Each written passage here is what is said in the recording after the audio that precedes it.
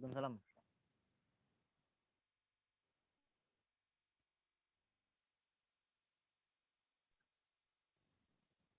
Assalamualaikum. Suar.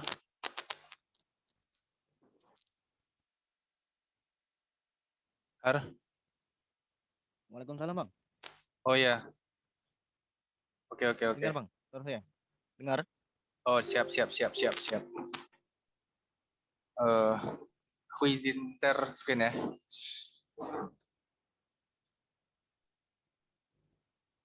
Oke, Bang. Oke. Mana ya?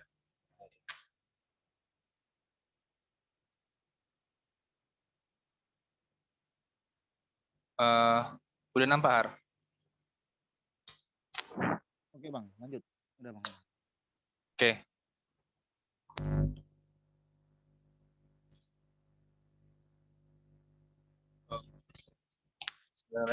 Assalamualaikum warahmatullahi wabarakatuh. Terima kasih rekan saya, Suhar, yang sudah meluangkan waktu sebentar untuk mendengarkan pemaparan saya tentang individualitas dan keturunan. Review dari buku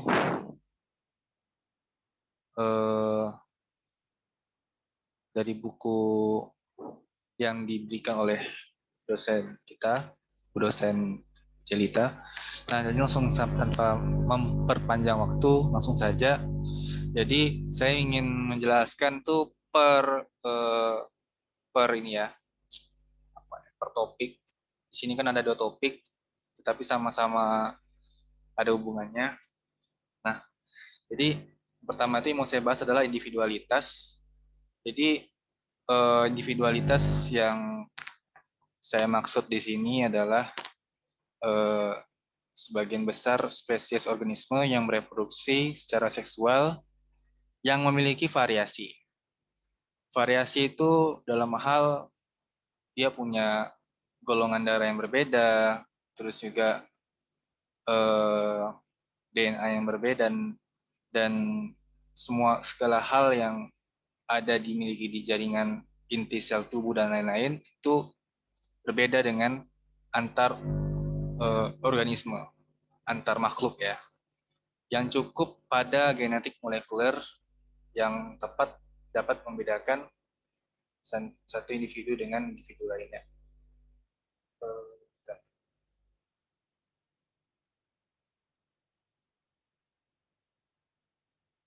Mana ya? Ini dia noted. Spotlight. Ini dia. Oke. Nah, saya lanjut. Itu individualitas. Jadi, kok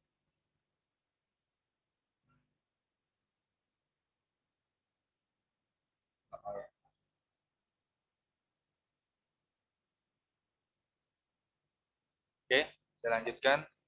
Nah, jadi yang selanjutnya adalah DNA Forensic History. Dalam buku tersebut, dia sebelum mencontohkan lah bahasanya kan, apa sih yang terjadi terhadap perkembangan identifikasi DNA. Ya, jadi orang tidak akan berpikir kalau misalnya eh, menuduh seseorang tanpa ada bukti ya kan, azas bukti tak bersalah lah bahasanya seperti itu. Jadi analisis DNA forensik pertama kali digunakan pada tahun 1954, dikembangkan oleh Sir Alex Jeffreys yang menyadari bahwa variasi dalam urutan genetik dapat digunakan untuk mengidentifikasi individu dan membedakan individu satu sama lain. Itu tujuannya. Nah, pengaplikasian pertama dari profil DNA itu digunakan oleh Jeffreys dalam misteri pembunuhan ganda di kota kecil di Inggris. Seorang gadis sekolah usia 15 tahun bernama Linda diperkosa dan dibunuh. Polisi tidak menemukan tersangka, tetapi berhasil mendapatkan sampel air maninya. Ini contohnya. Jadi ini gambar orangnya yang dibunuh, siapa tuh namanya? Ya, Lindaman lah. Itu tahun 1955. Ceritanya adalah proses dalam DNA typing atau pengurutan DNA, ya, pengurutan DNA itu diambil dari darah, cairan tubuh, dan rambut. Nah, yang dimaksud dalam pengurutan DNA itu atau DNA typing, banyak sampel, tidak hanya darah, tetapi cairan tubuh seperti hingus, lendir, ya kan? Bahkan Suhar pernah dengar kalau misal, pasti tahu kan kalau rapid test atau tes PCR, swab test kita kan pakai untuk yang COVID ya, itu kan dicolok hidungnya ya kan. Nah itu dia ngambil lendir Iya, Bang. dari apa namanya, pernapasan kita. Nah, cek apakah kita tertular virus corona atau tidak. Nah itu jadi itu bagian dari DNA typing. Nah rambut juga termasuk, ya kan. Nah hasil dari kronologi ini adalah DNA fisiknya itu terjadi pengerusakan jaringan. Maksudnya si cewek ini itu eh, ceritanya dia mengalami mutilasi tragis pada organ tubuhnya. Artinya eh, terjadi namanya pengerusakan jaringan. Nah, nah tuh. Terus juga hasil dari DNA typing tersebut, keterbatasan hasil pembacaan fragmen dari serum protein dan komposisi darah itu yang menyebabkan apa namanya, salah satu kendala kenapa metode variabel genetik seperti ini gagal, karena terjadi yang namanya pengerusakan jaringan tadi. Ibarat kalau misalnya kita mau, ya, pembunuh ini pintar ya, dia kayak apa namanya, menghilangkan sesuatu yang eh, biasa, kayak menghilangkan jejak lah bahasanya kan, seperti itu. Nah, mungkin untuk eh, apa namanya, DNA forensik history cukup sampai di situ. Sebelum saya masuk ke materi selanjutnya, oh ya ada lagi. Nah, ini pada tahun yang kurang lebih sama, ya, diperkosa, menganalisis sampel air mani. Dia pakai sperma. Jadi ternyata sperma itu bisa juga loh dipakai untuk menganalisis atau typing DNA. Nah, di sini dia menyimpulkan bahwa tidak ada kecocokan antara sampel dan Buckland yang menjadi orang pertama dibebaskan menggunakan DNA. Oke, artinya terjadi perselisihan antara apakah eh, menggunakan air mani atau menggunakan sperma saat itu kan. Nah, terus untuk menemukan pelakunya, sampel DNA dari seluruh populasi, oh dia ambil survei, analisis semua pria itu dikumpulin buat mencari tahu siapa pembunuh sebenarnya. Nah, akhirnya ditemukan bahwa profil DNA-nya cocok. Nah, jadi dapat siapa pembunuhnya dari analisis eh, typing DNA lewat sampel sperma. Ya, itu salah satu contoh metode zaman dulu, pakai sampel sperma. Jadi tadi kan kita membahas di sini pakai apa ya? Air mani. Nah, pada saat di sini itu air mani gagal DNA-nya. Maksudnya nggak kebaca. Malah sperma yang kebaca. Itu kan artinya menimbulkan mana yang benar nih satu kan. Nah, akhirnya kita masuk pada periode di mana kita menemukan yang namanya analisis menggunakan PCR, yaitu lewat eh, darah ya, darah, darah, rambut bisa, lendir juga bisa, lendir hidung ya kan, keringat dan lain-lain. Nah, ini salah satu yang kemarin ini. Jadi untuk sekedar contoh ya kan, dalam perkembangan eh, forensik DNA, ini adalah salah satu contoh perhitungan fase genetik yang menggunakan single locus dan multilocus. Nah, kalau kita lihat baik-baik di mana ya spotlight. Nah, kalau kita lihat di sini ada nih heterozigot ya. Kita ngambil heterozigot. Ini adalah rumus probabilitas heterozigot. Nah, itu dia ngambil dari alel. Alel itu seperti rantai DNA. Alel itu adalah rantai DNA-nya. Bentar ya. Mana nih? Oke.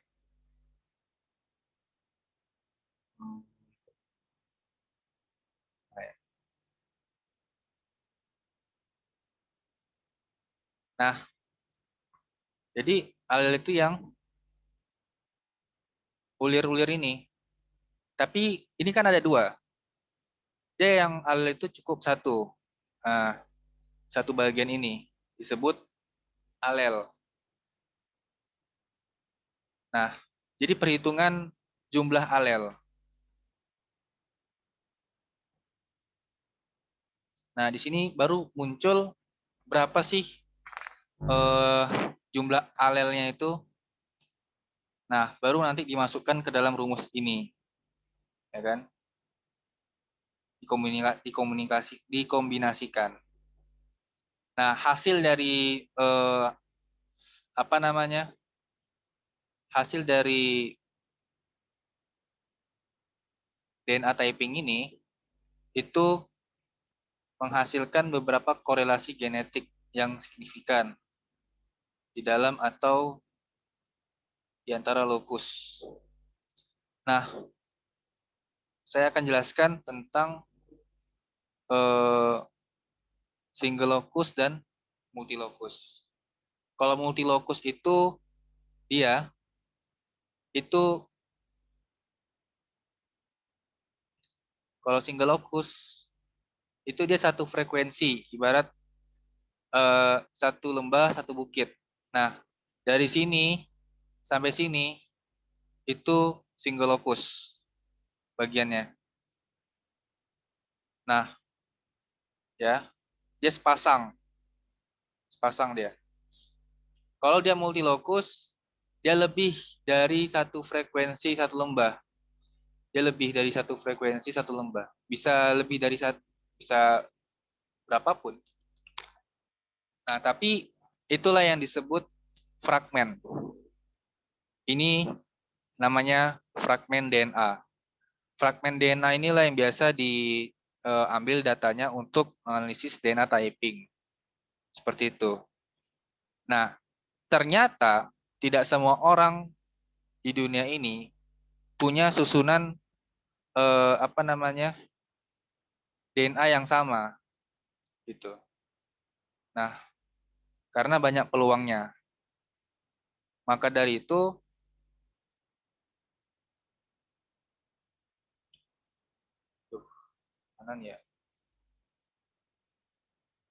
Maka dari itu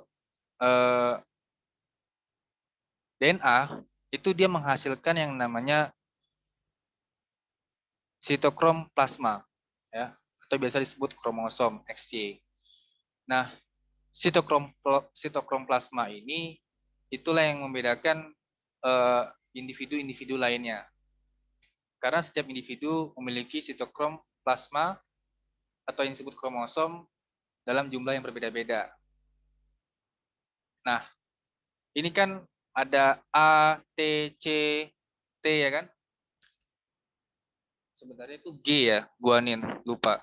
Ini guanin. Sebentar ya. Ini G.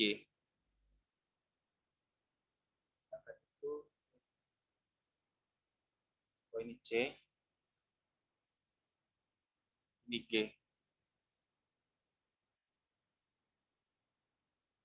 Nah,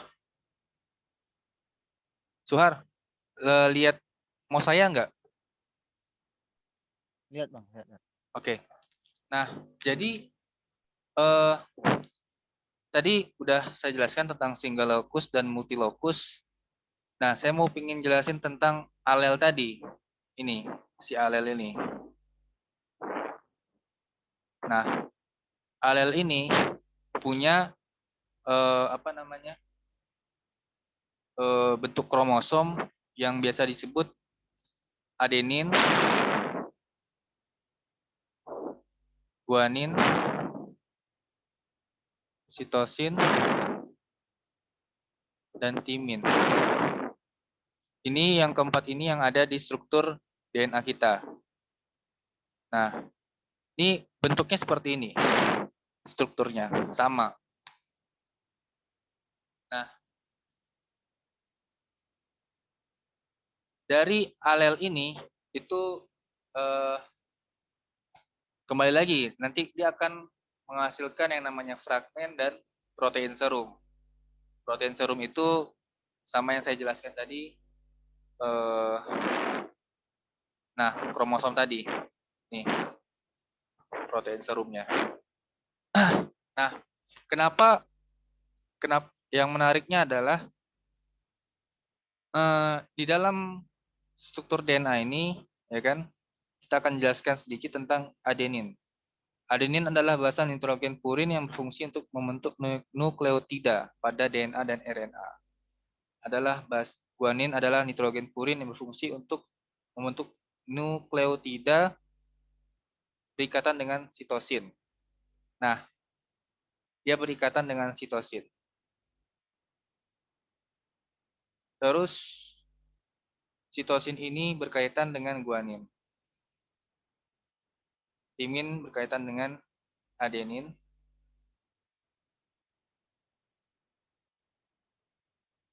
Adenin ini berkaitan dengan timin. Salah ketik.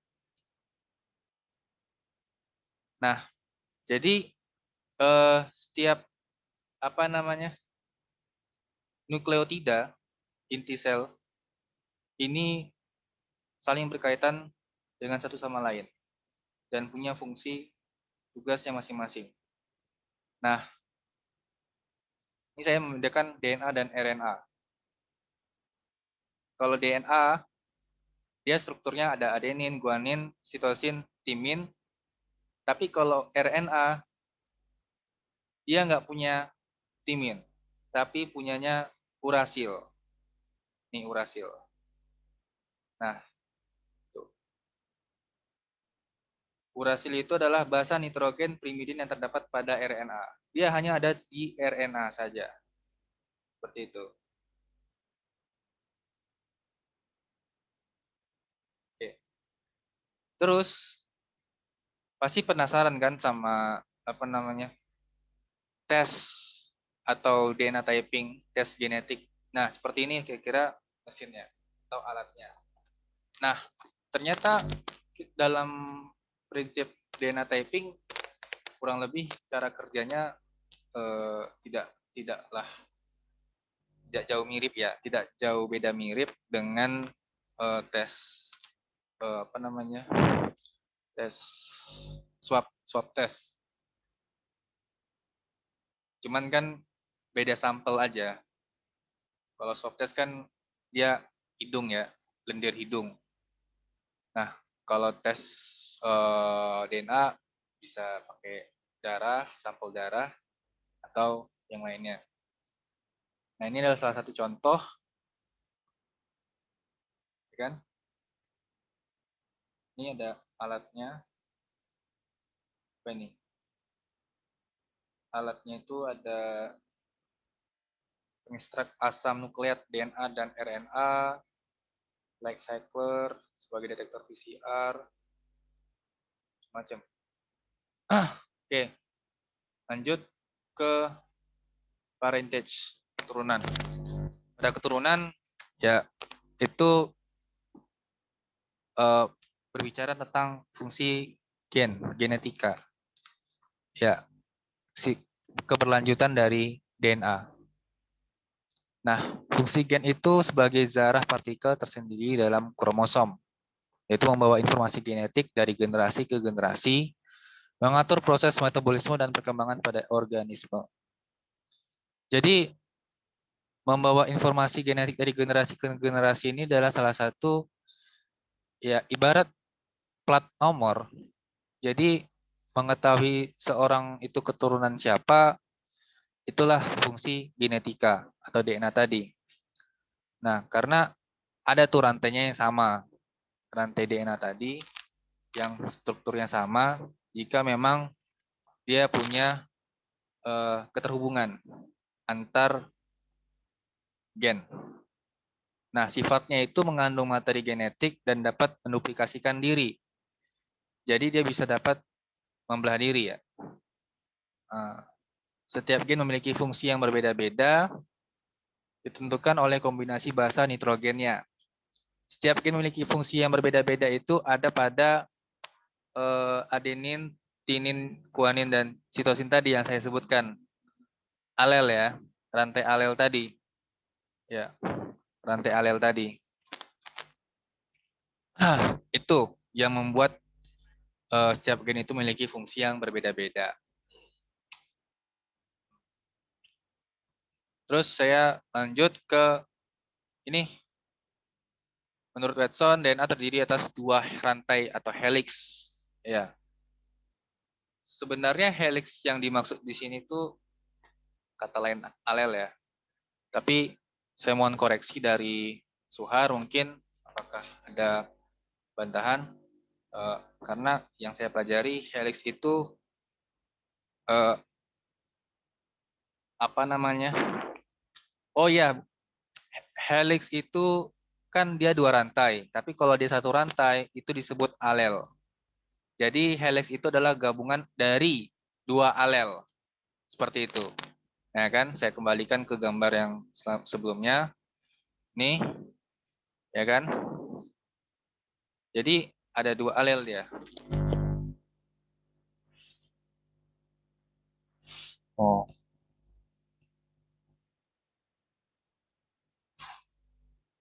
Sedangkan satu pasang gini disebut helix. Gitu. Jadi sepasang. Helix itu sepasang dari dua alel yang terbentuk dan disambung oleh adenin, timin, guanin, dan sitosin tadi. Ya kan? Basa nitrogen, rantai punggung fosfat. Oke, saya lanjut. Nah, molekul nukleotida berupa gula dan fosfat. Jadi, sambungan rantai tadi itu gula dan fosfat. Nih, zat yang terkandungnya itu adalah gula dan fosfat. Nah, gula dan fosfat ini disambung oleh yang namanya disebut basa nitrogen. Itu yang namanya rantai dalam nukleotida, molekul nukleotida tadi.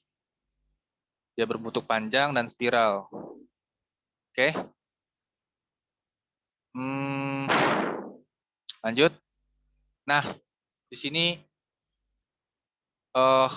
hubungan gen, DNA, nukleosom, kromatin, kromosom. Nah, di sini adalah puncak di mana kita memahami tentang hubungan-hubungan antara DNA dengan kromosom yang saya sebutkan tadi. Nah, jadi mendapatkan dana DNA itu berawal dari data genetik, ya kan?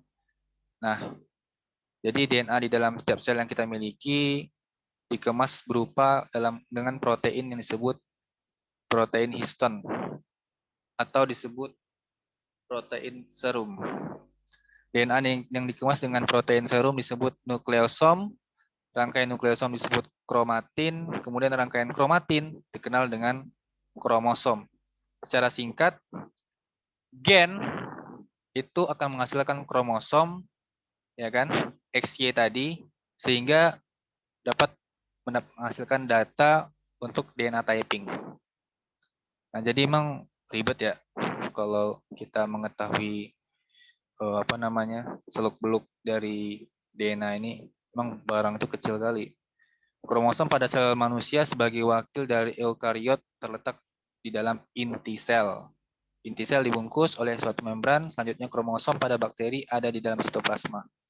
Ya, ada di sel darah merah kita juga ada kromosom ini kan. Lanjut.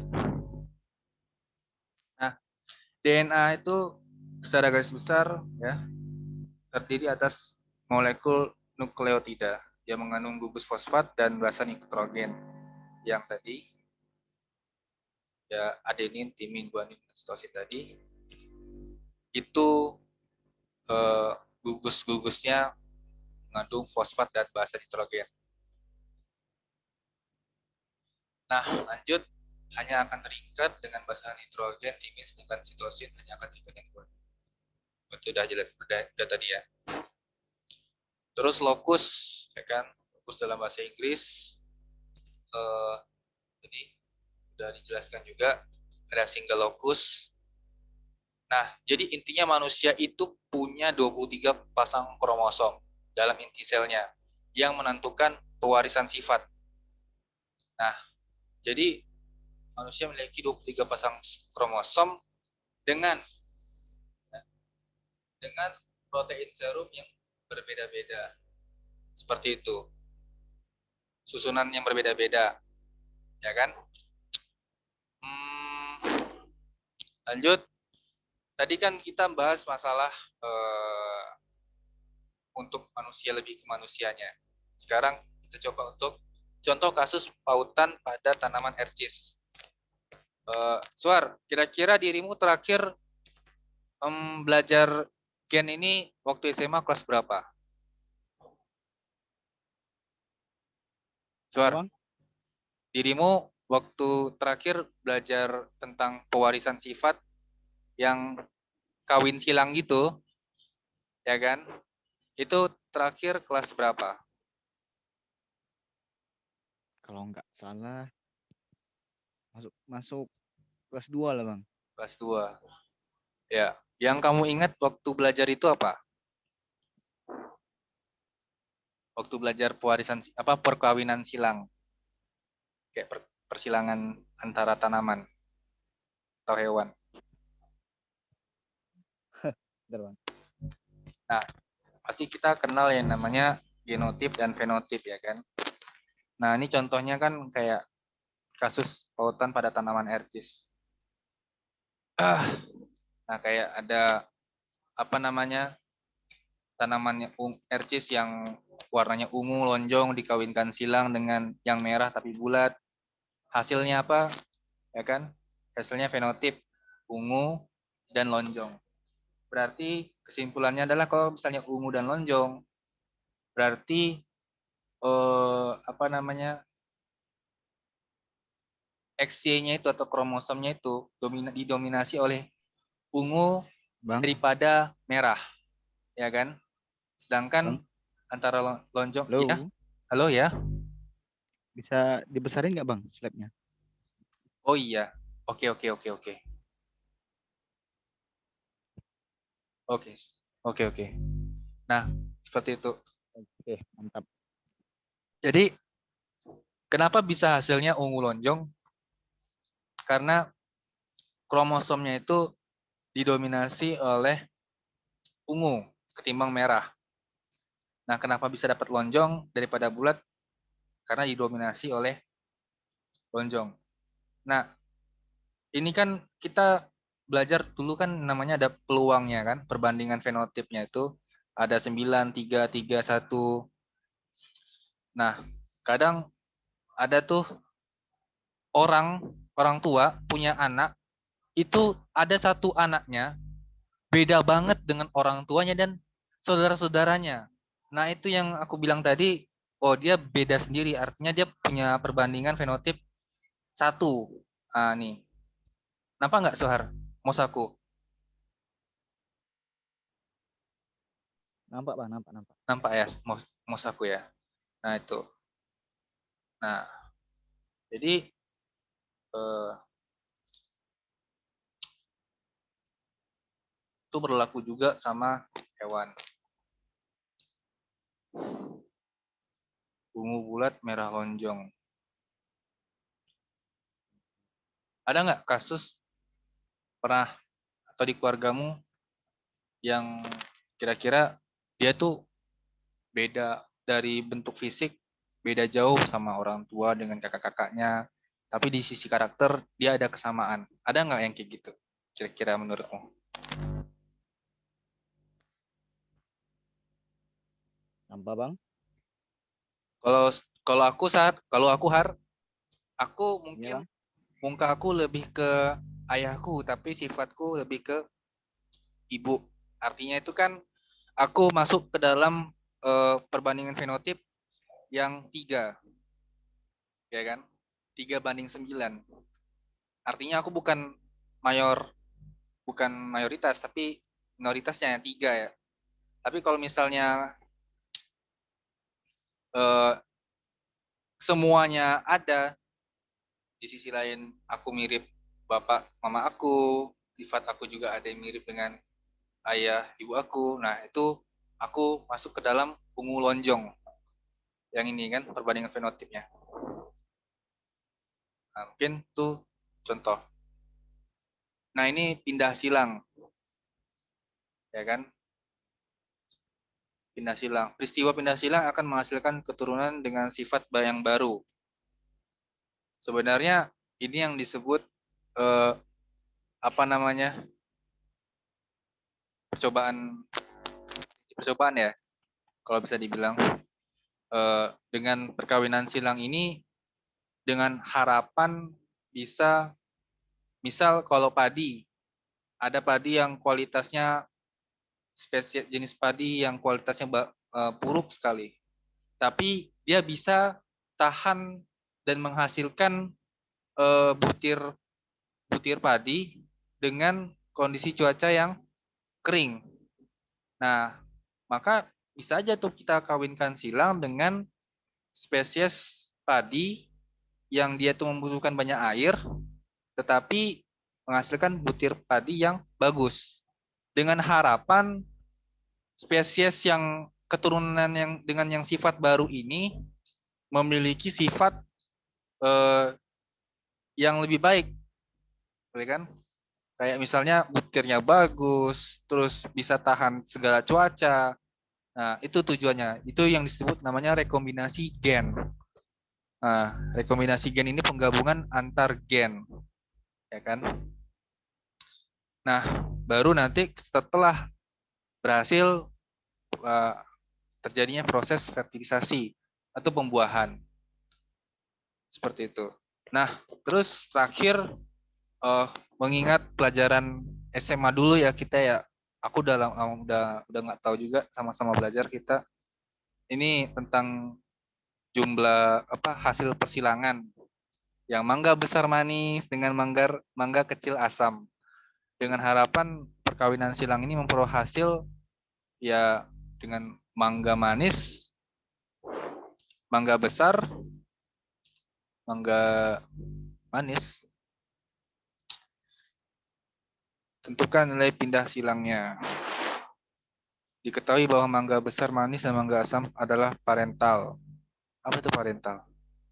Parental apa? Par. Tak tahu aku. Apa bang? Parental itu apa ya? Bang tahu juga bang? Iyalah. Gak lupa bang. Oke lah, mungkin dulu lah yang bisa aku sampaikan mengenai individualitas dan keturunan ini. Mungkin memang banyak kurangnya karena eh, ini pelajaran yang agak ya kurang diminati lah karena benda ini kecil masalahnya. Aduh. Iya bang, betul bang. Kecil. Nah, benda ini kecil dan juga ngelihat perhitungannya juga rumit, ya kan pakai sigma dan lain-lain. Oke, tapi yang jelas kita dari ini kita tahu ya kan sejarah-sejarahnya, terus kita sedikit tahu tentang proses bagaimana DNA typing gitu terjadi gitu kan. Nah, apa aja sih sampel-sampel yang bisa didapatkan. Nah, jadi ketika kita tahu polisi forensik itu kerjanya ngapain ketika misalnya ada orang kecelakaan, badannya udah hancur, Pernah nggak Har ngeliat gitu? Orang kecelakaan badannya udah hancur. Udah nggak tahu lagi itu siapa Har. Pernah ya Har? Iya bang, pernah. Nah tuh. Jadi itulah tugas aplikasi dari ini. Mungkin dirimu ada pertanyaan nggak Har? Kita sharing-sharing aja. Bentar bang ya, lagi azan bang. Oke, siap. Kok dirimu di Lingga ya? Dae. Iya bang. Sini belum azan sih.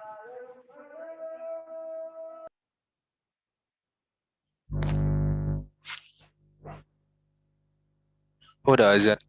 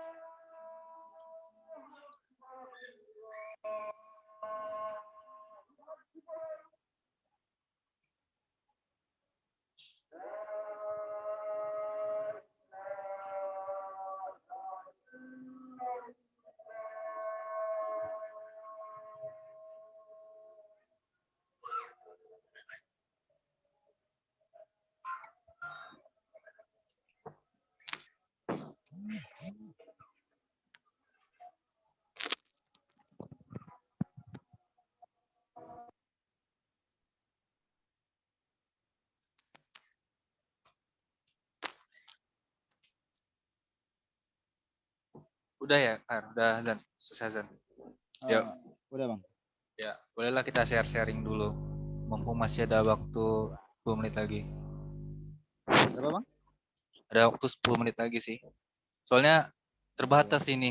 Oh, aku yang gratisan. Apa? Zoom yang gratisan. Oh, betul bang. Ya, ada bahan. Mau bertanya sedikit mengenai apa tuh multi lokus sama single lokus. Lokus ya. Lokus. Oke, lokus. Ini dia. Itu ada contohnya nggak bang? Apa? Contoh apanya itu? Ada contoh mengenai ini multi lokus, single lokus gitu bang.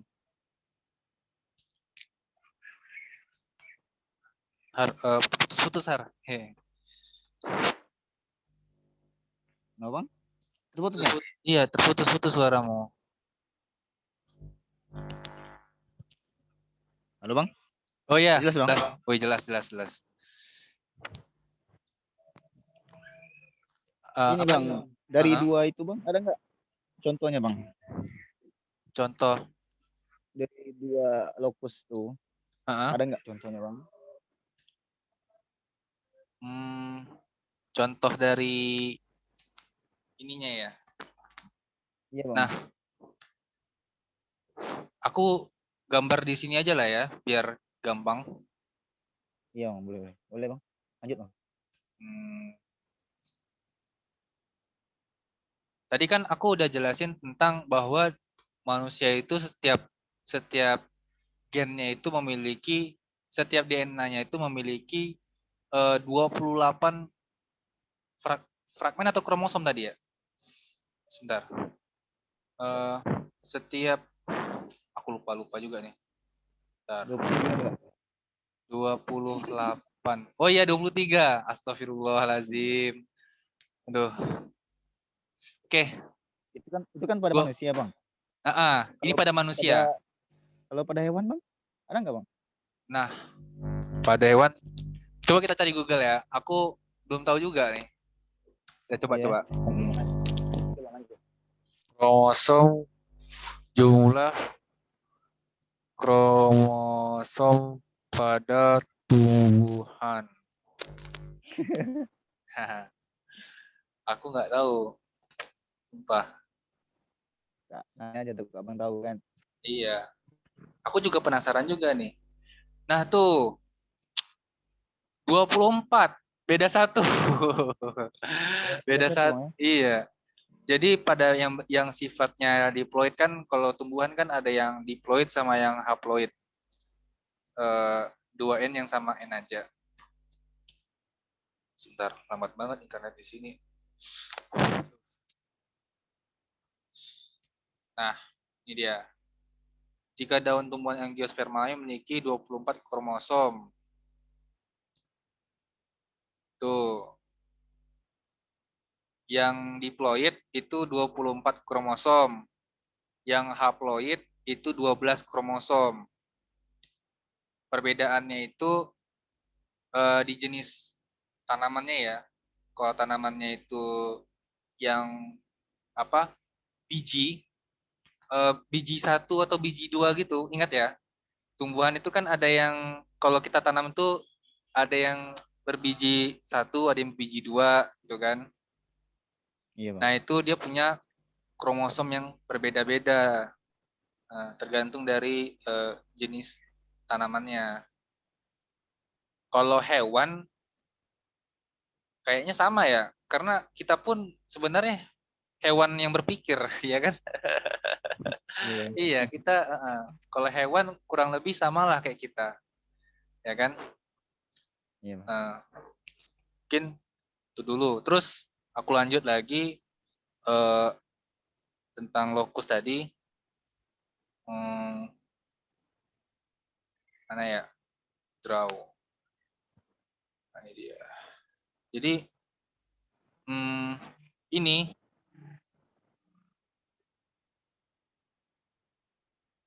tuh ya, disebut eh, hubungan alelnya.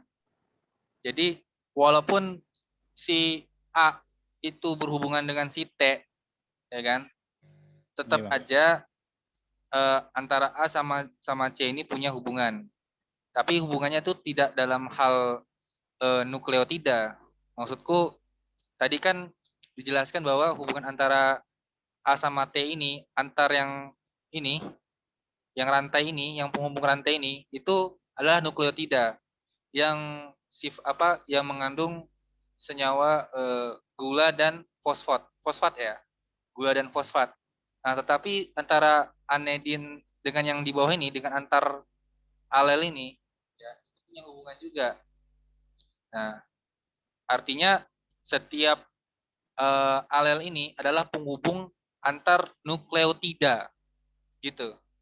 Dia penghubung antar nukleotida tugas dia. Nah, jadi penting alel ini. Jadi kalau alel ini rusak, DNA-nya semua rusak juga, nggak nggak tersampaikan informasinya, gitu. Hmm, DNA bisa rusak, nggak terbaca, jadi tak jelas juga ya kan keturunan dia dari mana dan lain-lain. Itu sih.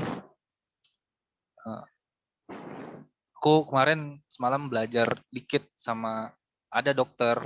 Dia tuh eh, pernah kerja di Polres Tanjung Pinang. Dia di bagian forensik, ya kan? Tapi dia forensiknya bukan forensik untuk kriminal, tapi dia forensiknya untuk laka lantas, kecelakaan lalu lintas dia. Nah, itu aja sih. Cuman dia udah pensiun tuh. Jadi cerita-cerita ya seperti ini. Gimana Har? Ada yang Mantap bang. didiskusikan lagi nggak? Itu yang warna merah, kuning, biru itu apa bang? Iya, ini yang aku bilang tadi, yang adenin, tinin sama ini. Cuman ini sebenarnya berulang-ulang aja. Oh, Ya berulang-berulang aja. Sama saat yang tadi satu kan ada RNA, ya itu ada satu bagian lagi itu jadi 5 dia. Makanya warnanya itu beda-beda. Yang merah ini adenin, yang kuning ini tinin, yang hijau ini sitosin, yang biru itu guanin gitu kan. Berulang-ulang terus. Nah, Tapi dia punya apa namanya eh, kandungan nukleotida yang berbeda-beda gitu. Setiap apa namanya disebut, setiap lokusnya itu berbeda-beda ininya, kadar kadar si 4 ini tadi. Entah apa bahasanya, nggak tahu. Dah mungkin itulah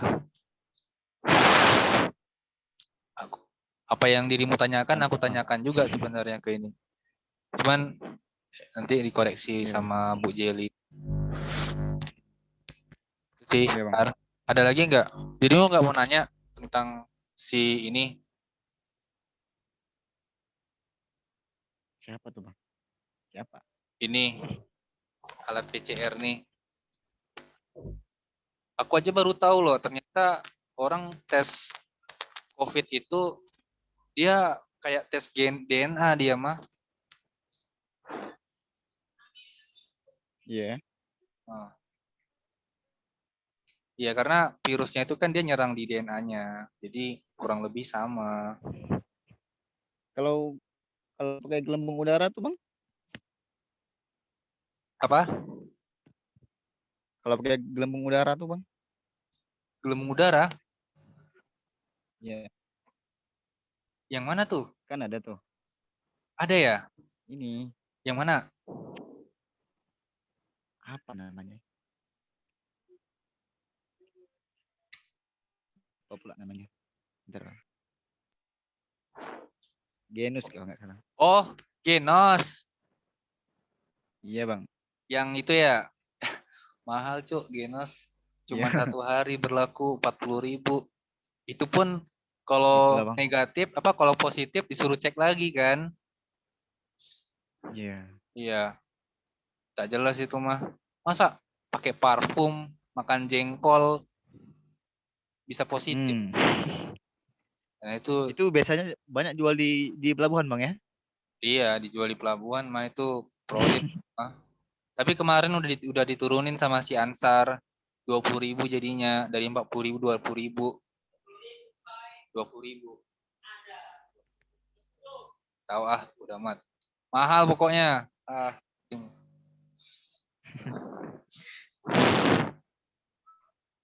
oke. Itu Genos itu orang Indonesia lah yang buat. Orang Orang UGM. kita, Bang. Iya, Orang orang kita, Bang. UGM. Iya, sumpah orang UGM. Sedangkan swab test ini itu orang luar negeri. Ah, Pandai orang kita ya, Bang. ah, pandai nyari Pandai orang kita duit. ya. Pandai nyari Iya. duit. Pandai nyari duit. Ternyata aku pun bingung entah apa cara metodenya. Untungnya cuman cucuk hidung, bukan ngeluarin sperma, ya kan? Sempat tes COVID ngeluarin sperma, matilah anak orang ya kan? Iya, Bang. Gara-gara COVID nih, Bang ya. Iya, sip lah. Oke lah, Har. Itu dulu. Jadi, oke. Ada pertanyaan lagi nggak, Har? Kayaknya nggak ada lah, Bang. Baterai saya Ya, pun tinggal persen juga, Bang. Takutnya lowbat kan. iya sih. Lagi cari jaringan juga. Oke, oke. Aku belum mandi dari pagi nih. Ah, Lanjut lah, Bang. oke, siap. Yuk, aku tutup lah ya. Mungkin itu Oke, Bang. aja yang bisa aku sampaikan. Mohon maaf bila ada kesalahan dalam penjelasan, ya kan? Sama-sama masih belajar juga. Nih, Baru nggak masih. jelas nih, Bang. Nah, terus eh, eh, doa penutup majelis. Nih, Subhanallah. Bang, lanjut, Bang. Jumat, malam Jumat nih, Bang. Mau ngapain malam Jumat? Ya udahlah. Yuk, aku tutup Oke, dulu Bang. ya. Ntar Oke, aku Bang. Masih, Bang ya. ya aku juga makasih. Dirimu nanti juga sama ya, presentasi juga ya? Aku nggak tahu juga atau aku aja kah yang presentasi? Mungkin. Ya, Bang. Oh iya. Tak tahu, Bang. Kemarin katanya UAS kapan? Kalian udah UAS ya yang lain? UAS seminggu lagi lah, Bang. Seminggu lagi ya. Waduh. Iya, Bang. Skripsimu gimana? Aman. Belum sampai situ Bang, cuma masih MK Bang.